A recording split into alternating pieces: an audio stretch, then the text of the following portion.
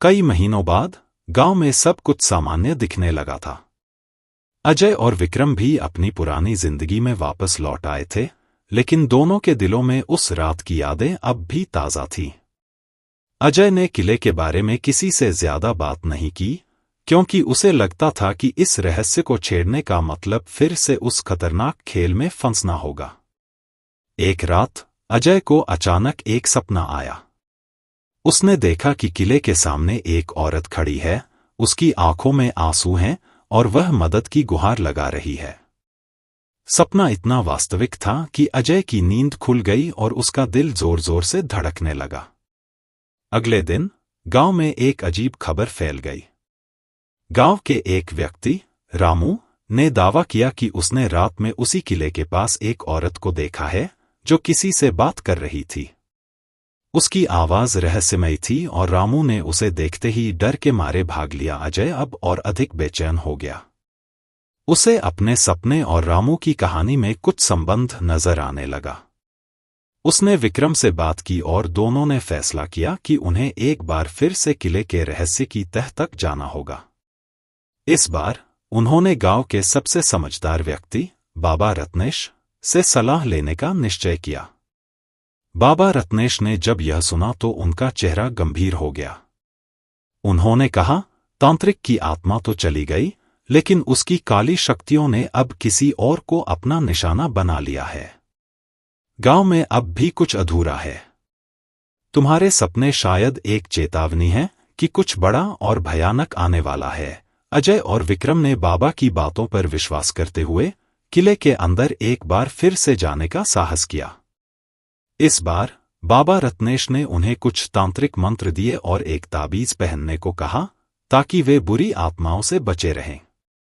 जब वे किले के अंदर पहुंचे तो उन्हें वहां चारों ओर सन्नाटा पसरा हुआ मिला।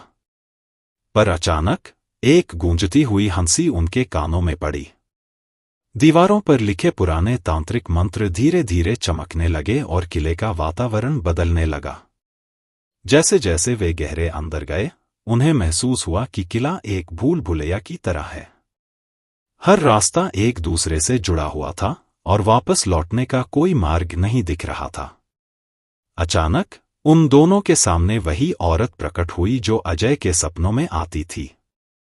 उसका चेहरा बेहद डरावना था, आंखें काली और सूनी थी। उसने अपनी दर्द भरी आवाज में कहा, मुझे बचाओ, मुझे इस किले से आजादी चाहिए। अजय ने उससे पूछने की कोशिश की कि वह कौन है, लेकिन वह सिर्फ इतना ही कह पाई, तुमने मुझे यहां कैद किया है, अब तुम ही मुझे मुक्त कर सकते हो। और फिर उसकी परछाई धीरे धीरे गायब होने लगी। अजय और विक्रम समझ नहीं पाए कि यह औरत कौन है और उसे किसने यहां कैद किया। तभी बाबा रत्नेश की आवाज उनके कानों में गूंजी, उसे आजाद करो, वरना गांव पर एक भयानक प्रकोप आएगा।